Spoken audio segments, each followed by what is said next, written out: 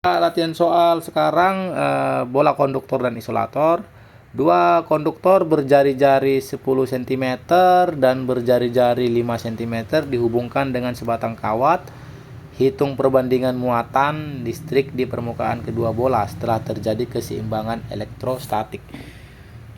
Kita tulis dulu diketahui jari-jari bola pertama 10 cm atau 0,1 meter. Jari-jari bola kedua 5 cm atau 0,5 cm. Sepertinya ada kesalahan nih, bukan 0,5. Lebih tepatnya 0,05. Seperti itu ya. Oke. Ditanya adalah perbandingan ya. Perbandingan antara muatan di bola 1 dengan muatan di bola 2. Itu perbandingan saat ini. Saat terjadi setelah terjadi keseimbangan elektrostatik. Begini. Apa sih keseimbangan elektrostatik itu? Keseimbangan elektrostatik adalah keseimbangan saat bola tidak bergerak lagi. Saat bola tidak bergerak lagi. Kok jadi bola? Saat muatan tidak lagi bergerak. Tidak lagi bergerak. Emangnya tadi muatan bergerak sebelumnya? Iya, betul ya. Sebelumnya muatannya bergerak. Ini kan dia di dalam bola konduktor 1 dan bola konduktor 2 kemudian dihubungkan dengan kawat yang bersifat konduktor juga. Otomatis kan muatan-muatannya akan bergerak.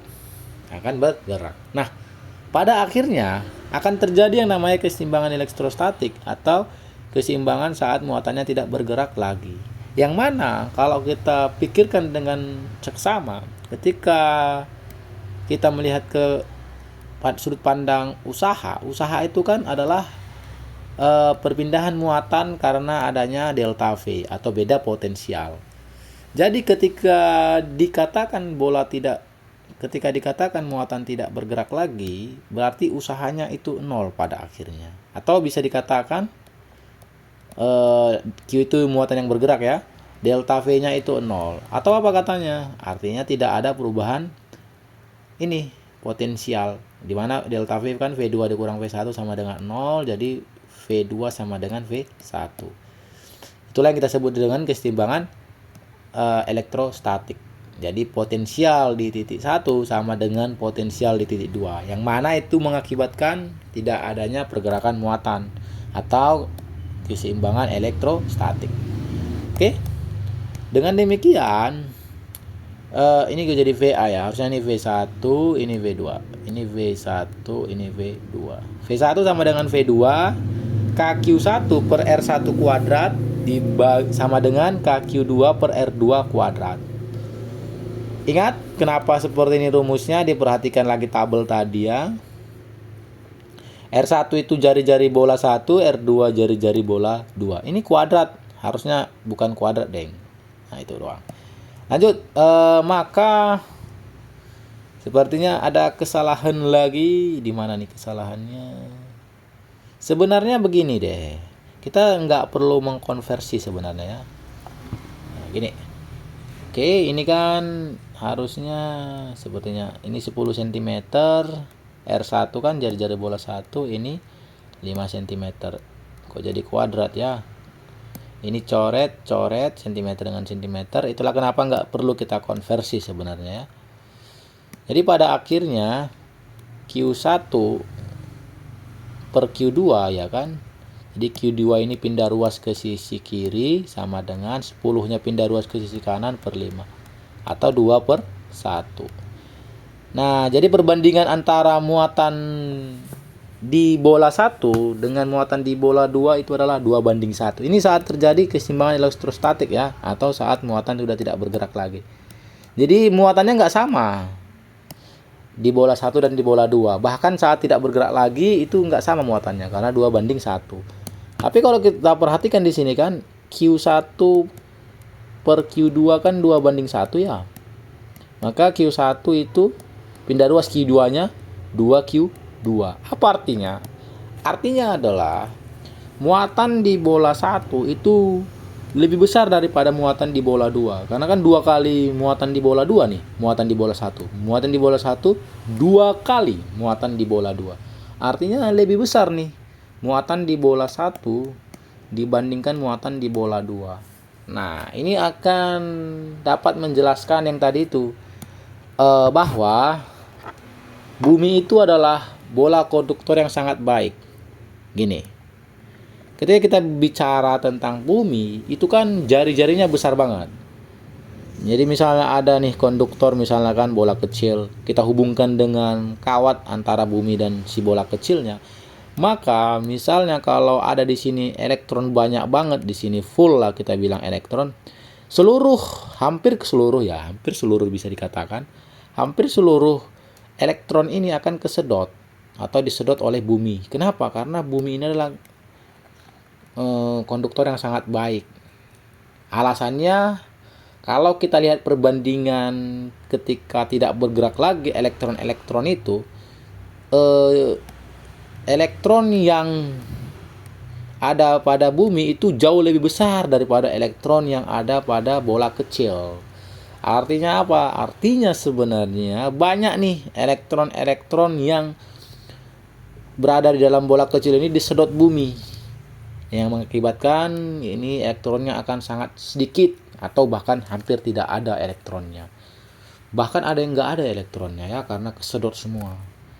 Itu diakibatkan karena jari-jari bumi yang besar. Begitu dianya ya. Jadi bumi itu bisa dikatakan dapat menyedot sebagian besar atau dapat menyedot sangat banyak elektron pada benda-benda konduktor ketika kita hubungkan si benda konduktor itu dengan si buminya.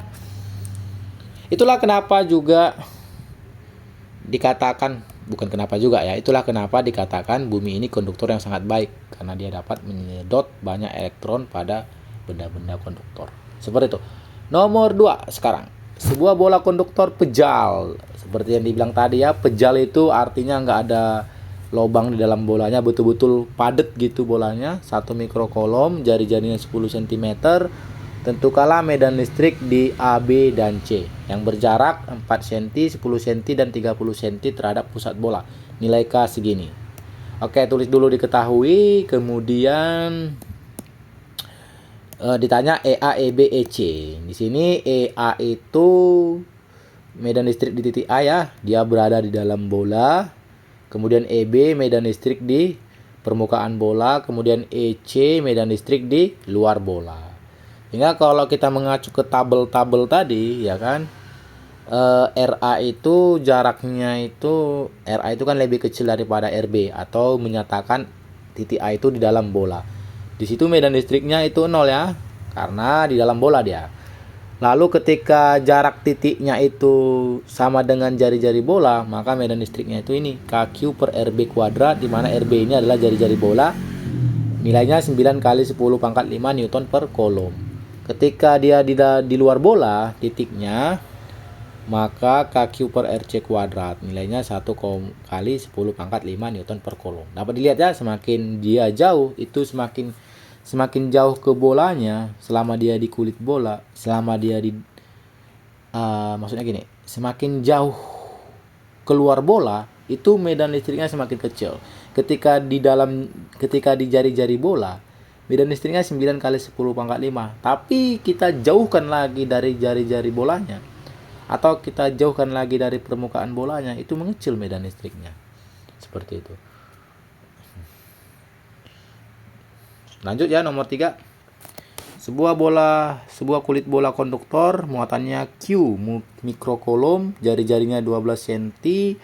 Jika potensial listrik di titik A itu 2 cm dari pusat bola adalah 6 volt, maka berapakah medan listrik pada titik B yang berjarak 20 cm dari pusat bola?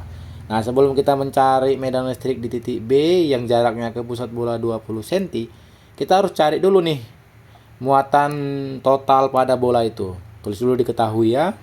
Ini semua muatan bolanya Q mikrokolom, RB-nya jarak RB ini jari-jari bola 0,12 meter. Potensial listrik di titik A 6 volt, di mana titik A ini jaraknya dari pusat bola 2 cm atau 0,02 meter. Maka ditanya itu EB atau medan listrik di titik B, di mana jaraknya ke pusat bola 20 cm atau 0,2 meter. Nah, kita cari dulu muatan total bolanya dengan potensial listrik, hubungannya potensial listrik DTA KQB per RA. Maka QB-nya seperti ini, maka kita dapat ya QB-nya ya. 1,3 kali 10 pangkat minus 13 Coulomb. Maka karena titik B itu berada di luar bola, maka rumusnya KQB per RB kuadrat, di mana RB kuadrat ini jarak titiknya ke pusat bolanya. Dapatnya 2,925 kali 10 pangkat minus 2 Newton per Coulomb. Nah, sekarang nomor 4. Sebuah bola pejal isolator diberi muatan 1 mikrocoulomb secara merata di seluruh volume bola. Jari-jari bola 10 cm, titik A terletak pada jarak 4 cm dari pusat bola, maka hitunglah medan listrik di titik A tersebut. Atau bisa dikatakan ini pertanyaannya medan listrik di dalam bola ya. Karena jarak titik A itu ke pusat bola 4 cm, sementara jari-jarinya 10 cm. Jadi seperti ini ya. Jarak titik A ke ini, titik A nya berada di dalam bola. KQB RA RB kuadrat. Ini adalah rumus medan listrik di dalam bola konduktor. Masukkan nilainya, dapatnya 36.000 Newton per Coulomb. Oke. Dengan begini konduktor dan isolator sudah selesai.